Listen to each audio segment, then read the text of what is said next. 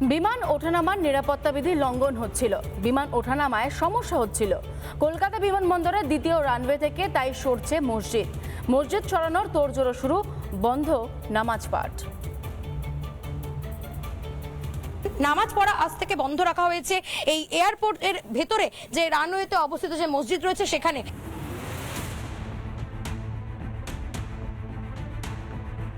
নিরাপত্তা বিধি লঙ্ঘন, অবশেষে কলকাতা বিমানবন্দরের মধ্যে থাকা মসজিদ সরছে। কলকাতা বিমানবন্দরের দ্বিতীয় রানওয়ের পাশেই থাকা 136 বছরের পুরনো বাঁকড়া মসজিদে শনিবার থেকে বন্ধ হলো প্রার্থনা। মূল গেট, যে গেট দিয়ে নামাজ পড়ে যারা তাদেরকে প্রবেশ করানো হয়, এখানে কলিং বেল রয়েছে। সেই কলিং বেল টিপলে এবং হাতে যদি তাদের আধার কার্ড থাকে, সেই আধার কার্ড দেখিয়ে তারা কিন্তু ভেতরে প্রবেশ করতে পারে এবং তারপর সেখান থেকে বাসে করে তাদেরকে সেখানে নিয়ে যাওয়া হয়। বন্ধ হয়েছে এন্ট্রি পাস দেওয়াও। আজকে নামাজ এরকম কোনো কথা হয়নি, কোনো কথা হয়নি। আমাদের ডকুমেন্টস নিয়ে আসছে, জমা দিতে, নামাজ পড়তে। আধার স্যার, শুধু আধার চাই। তারপরে বাঁকড়া বাসিন্দাদের না এইভাবে হয় না। হ্যাঁ অবশ্যই রেগুলার নামাজ হয় আমাদের। দ্বিতীয় রানওয়ে থেকে মাত্র 165 মিটার দূরেই ছিল মসজিদ। সমস্যা হচ্ছিল বিমান চলাচল ও জরুরি অবতরণে। নিরাপত্তার কারণে তাই মসজিদে বন্ধ করা হলো প্রার্থনা। প্রশ্নটি উঠেছে এই যে শুধুমাত্র একটি আধার কার্ড, যেখানে নাম এবং অ্যাড্রেস লেখা থাকলে এই আধার কার্ড দেখিয়ে তারা কিন্তু ভেতরে প্রবেশ করতে পারবেন।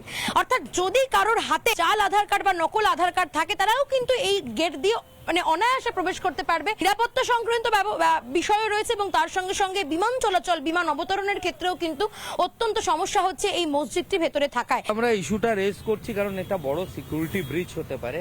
এখানে ঢোকার জন্য খালি একটা আধার কার্ড দেখায়, থেকে ফ্লাইটগুলো ট্যাক্সিং করে। এই দেখুন, এই যে পেছনে ফ্লাইটের টেল দেখা যাচ্ছে, এখান দিয়ে ফ্লাইটগুলো যায়। এর জন্য যে কোনো দিন একটা এখানে কোনো আত্মঘাতী জঙ্গি যদি ঢুকে যায়, কোনো বড় হামলা হতে পারে।